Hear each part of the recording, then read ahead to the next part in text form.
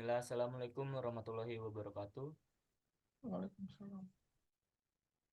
Selamat pagi, Bapak dosen pengampu dan teman-teman lainnya yang berbahagia. Marilah pertama-tama kita panjatkan puji syukur kepada Allah Subhanahu wa taala karena telah memberikan rahmat, kesehatan dan keselamatan sehingga kita dapat berkumpul di ruang jimit kali ini.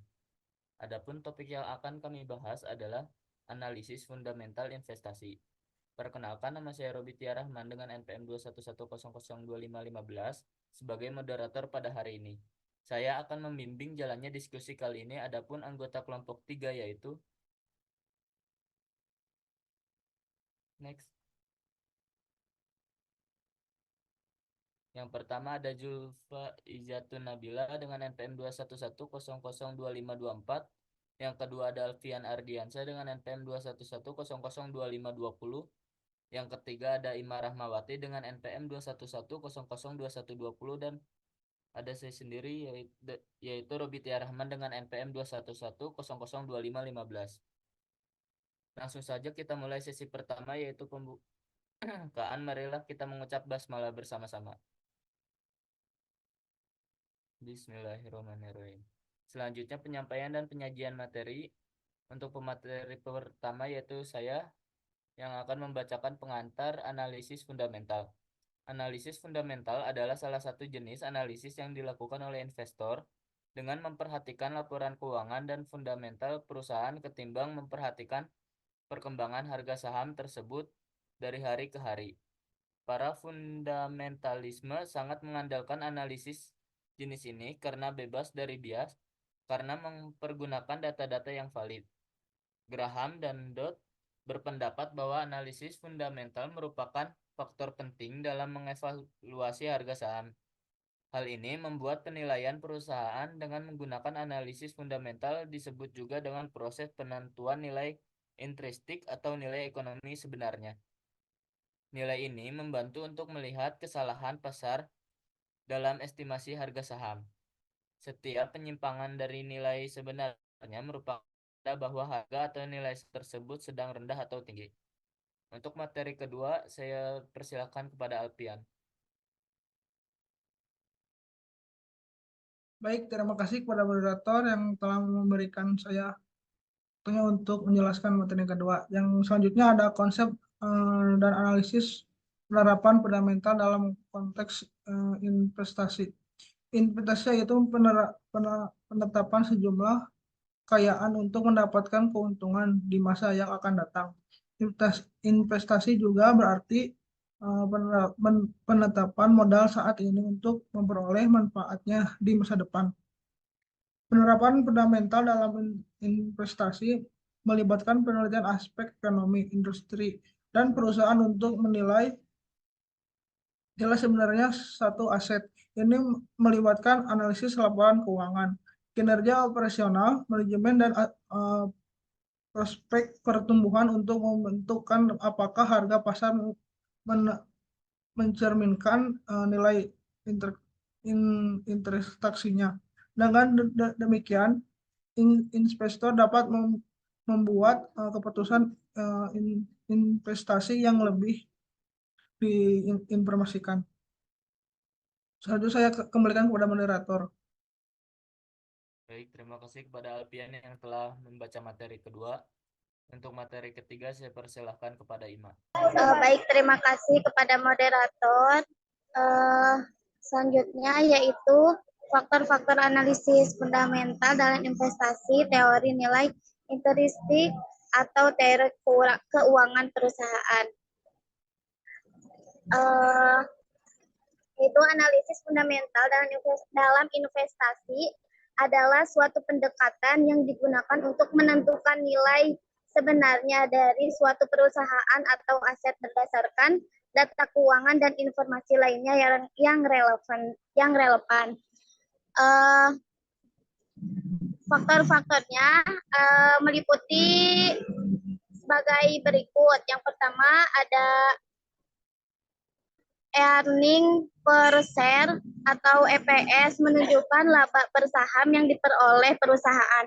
EPS yang tinggi dapat menunjukkan bahwa perusahaan memiliki kemampuan untuk menghasilkan laba yang lebih besar. Yang kedua ada price earning ratio atau PER, menunjukkan rasio antara harga saham dengan EPS. PER yang lebih rendah dapat menunjukkan bahwa harga saham relatif murah dan dapat meningkatkan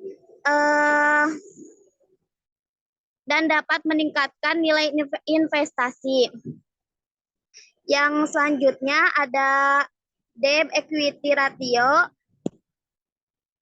menunjukkan rasio antara hutang dengan modal ekuitas.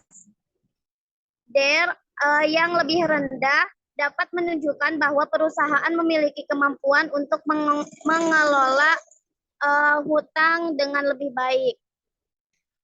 Yang keempat ada return on asset atau ROA, menunjukkan rasio antara laba dengan aktiva.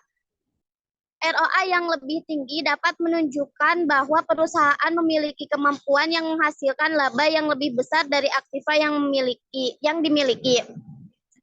Yang kelima ada return on equity, menunjukkan rasio antara laba dengan modal ekuitas. Yang ROE yang lebih tinggi dapat menunjukkan bahwa perusahaan memiliki kemampuan untuk menghasilkan laba yang lebih besar dari modal ekuitas yang dimiliki.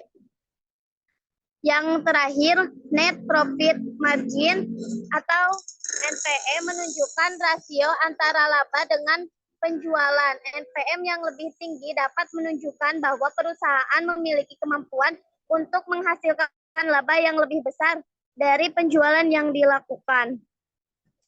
Analisis fundamental yang sangat penting dalam investasi karena dapat membantu investor dalam menentukan nilai-nilai yang sebenarnya dari suatu perusahaan atau aset berdasarkan data keuangan dan informasi lainnya yang relevan. Dengan menggunakan analisis fundamental, investor dapat membuat keputusan yang lebih baik dalam melakukan investasi dan menghindari rasio dan menghindari risiko yang tidak perlu. Mungkin dicukupkan sekian materi yang ketiga. Saya kembalikan kepada moderator. Terima kasih. Baik, terima kasih kepada Ima yang telah membacakan materi ketiga. Untuk materi terakhir saya serahkan kepada Julfa. Terima kasih kepada moderator. Untuk materi yang terakhir yaitu ada manfaat analisis fundamental. Manfaat analisis fundamental yang pertama ada mendeteksi saat yang tepat untuk masuk atau keluar di pasar saham. Dengan mengetahui bagaimana kondisi ekonomi negara kita, dapat mengetahui kapan kita harus berinvestasi. Untuk yang kedua, yaitu ada membantu memilih saham yang baik untuk investasi. Dengan analisis industri dan keuangan perusahaan, kita dapat terhindar dari memiliki perusahaan yang fundamentalnya kurang jelas. Untuk materi yang ketiga, yaitu mengetahui harga wajar satu saham, yaitu analisis fundamental dapat digunakan untuk mengetahui investasi saham, yaitu berupa nominal, mengetahui evaluasi saham yaitu berupa nominal rupiah saham itu layak dihargai. Terus ada metode-metode yang digunakan untuk menghitung valuasi saham, yaitu yang pertama metode PER, yang kedua metode FBC, yang ketiga metode DDM, yang keempat metode discounted cash flow, yang kelima ada metode free cash flow. Terima kasih, saya kembalikan lagi kepada moderator.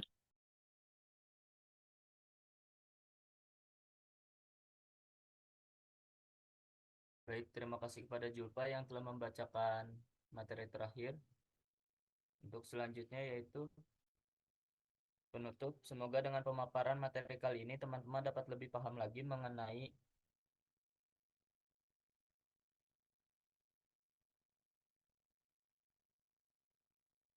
materi ini. Jangan cepat puas dengan ilmu yang telah kita dapatkan hari ini karena masih banyak ilmu yang perlu kita pelajari bersama-sama. Wassalamualaikum warahmatullahi wabarakatuh. Waalaikumsalam warahmatullahi wabarakatuh.